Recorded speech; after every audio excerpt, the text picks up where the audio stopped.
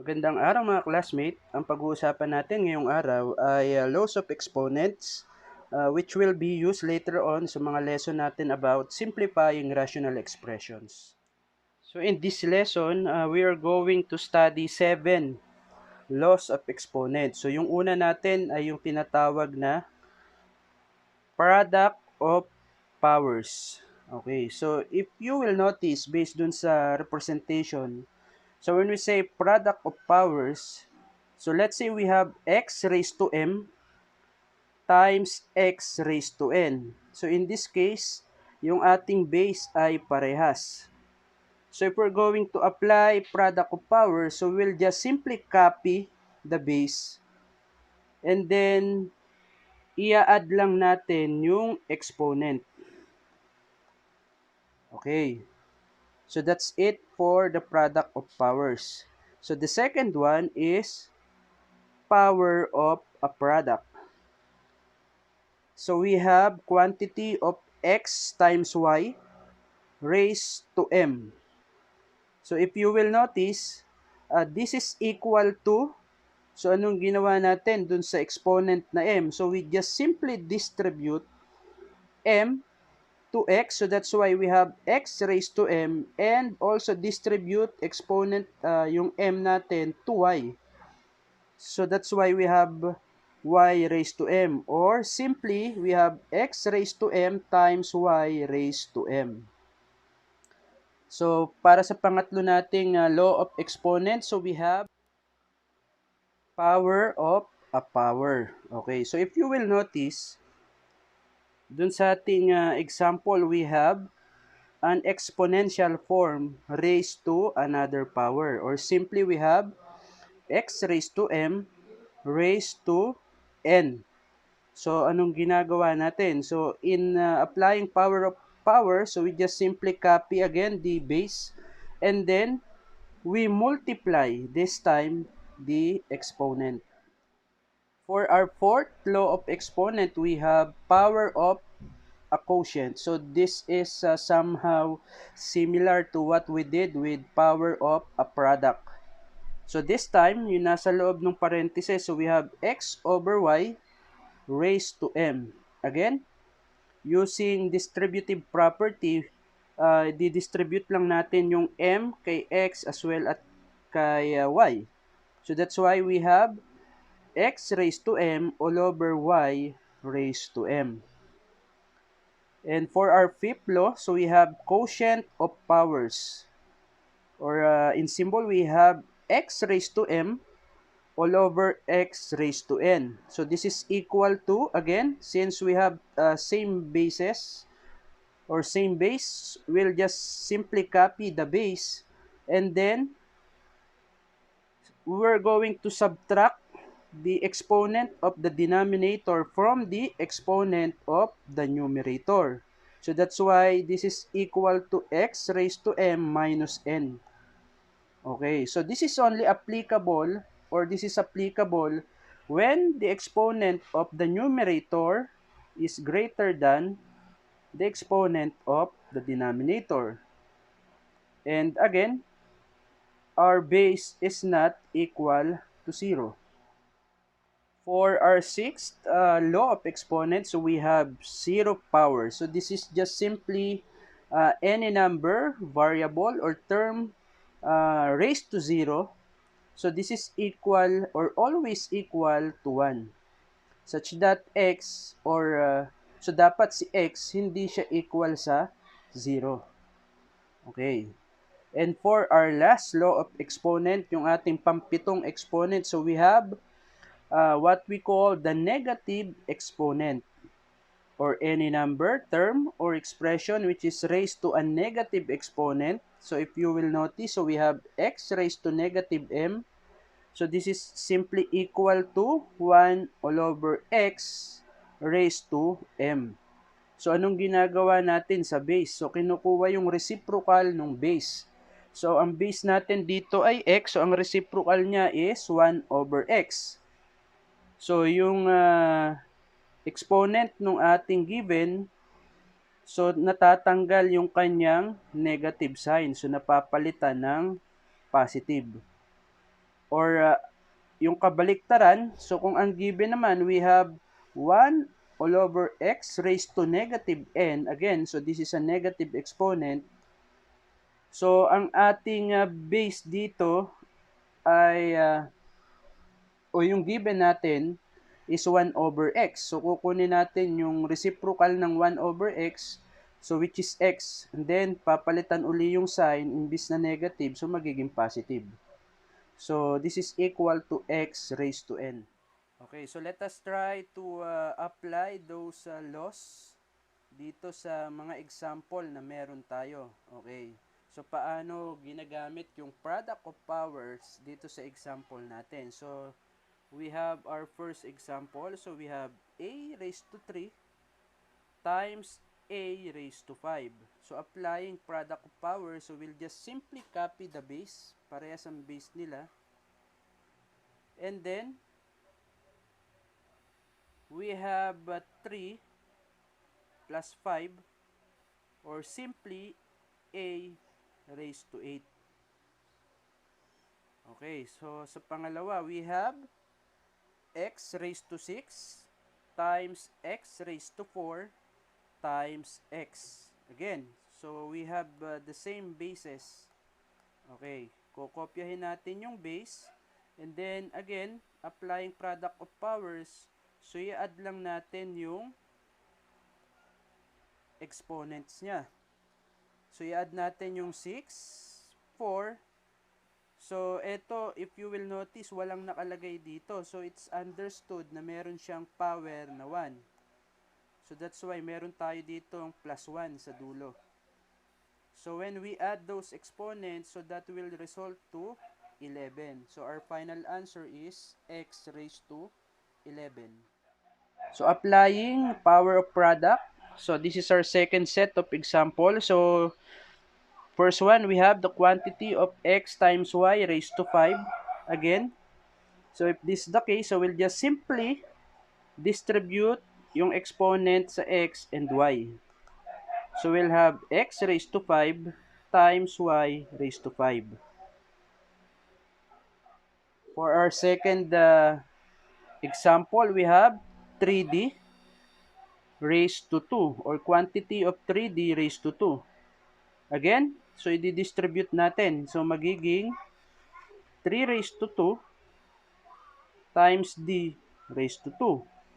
So, pwede pang i-simplify kasi we have 3 raised to 2, so that is 3 times 3, or simply 9. And then, d raised to 2. So, ito yung ating sagot sa second example. So, we have another set of example kung paano ina-apply yung power of a power.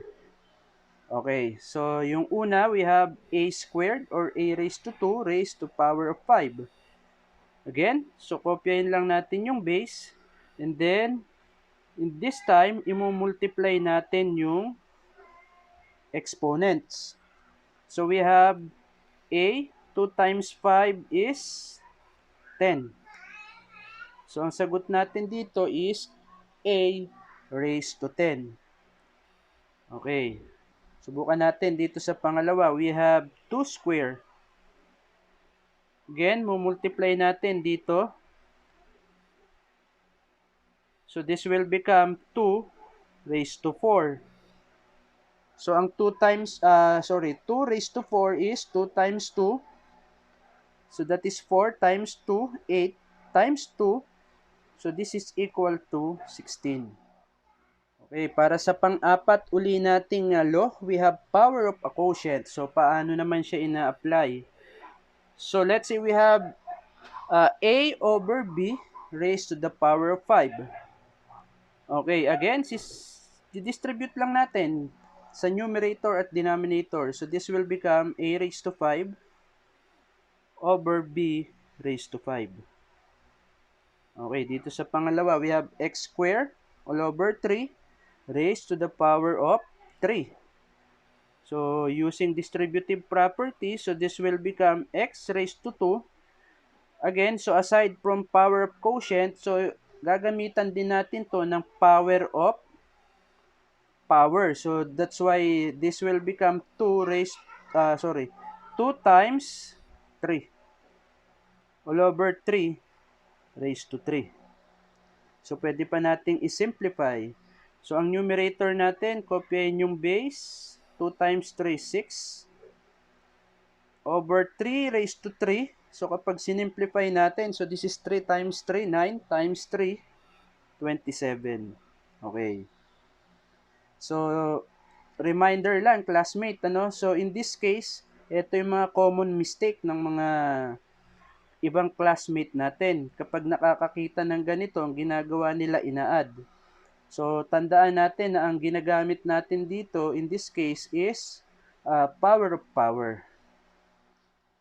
Okay, so para naman sa quotient of powers, so, ang example natin, we have x raised to 9 all over x raised to 3.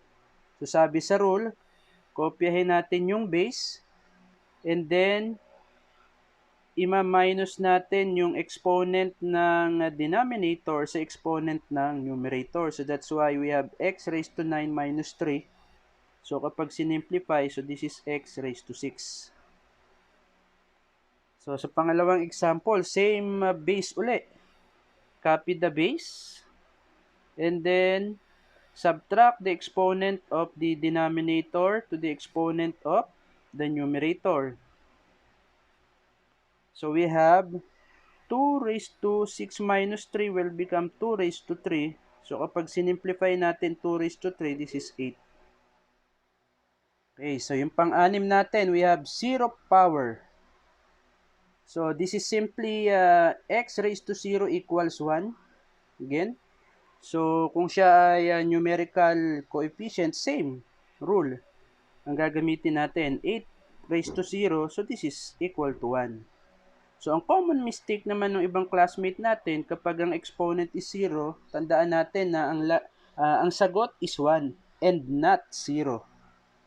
Okay, so apply natin dito sa pangalawa. We have 5 times a raised to 0. So, we all know that a raised to 0 is 1. Okay, so yung a raised to 0, kung mapapansin nyo, ay exponent siya ni a. So, that's why kinopya natin yung numerical coefficient. And then, na-multiply natin sa a raised to 0, which is equal to 1. So, 5 times 1, we have 5. Because this is a different case dito sa ating pangatlong example, which is, if you will notice, we have 5a, naka-enclose siya sa parentheses. So, ibig sabihin, ang gagamitin natin dito is power of a product kasi i-distribute natin si 0 kay 5 at kay a. So, doing that, we have 5 raised to 0 times a raised to 0. So, when we simplify, 5 raised to 0 is 1 and a raised to 0 is 1. So, 1 times 1 is 1. Okay, so para sa huli nating law of exponent, yung tinatawag nating negative exponent. Okay. So, ito ay kinukuha yung kanyang reciprocal ng base. So, in this case, ang ating base dito ay 2. So, ang reciprocal niya is 1 over 2. And then, yung ating exponent na negative 3 will become positive 3. Or simply, we have 1 over 2 raised to 3. Ang 2 raised to 3, pwede pa natin isimplify. So, that is 1 over 8. Okay, so proceed tayo sa pangalawa. Again, yung negative 2 ay exponent lang ni a. So, that's why we have to copy 4. And then, multiply natin siya sa reciprocal ng a, which is 1 over a. And then, instead na negative 2, magiging positive 2. So, kapag sinimplify natin to, so 4 times 1 is 4. Then, copy the denominator. Okay, so for our last item dito sa ating mga examples, we have quantity of 2a b raised to negative 2 raised to, or open and close parentheses, and then na-erase natin sa positive 3.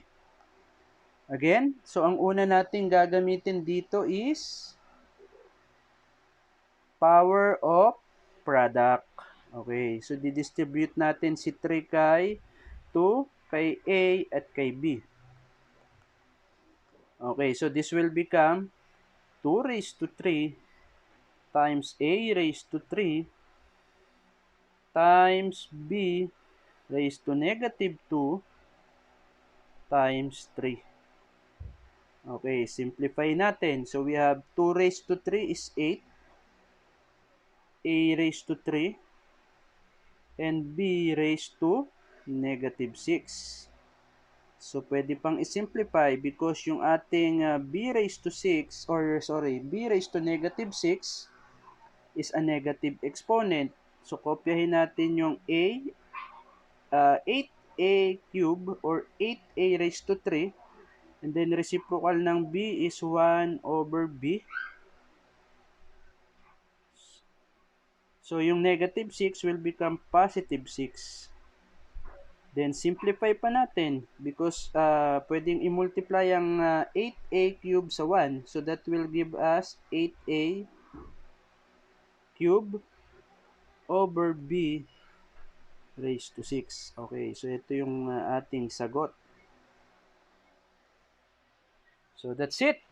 I hope ay meron kayong natutunan sa lesson natin ngayong araw, and feel free to share this video to others, especially sa iba pa nating classmate para mas marami pa tayong matulungan. Until next time!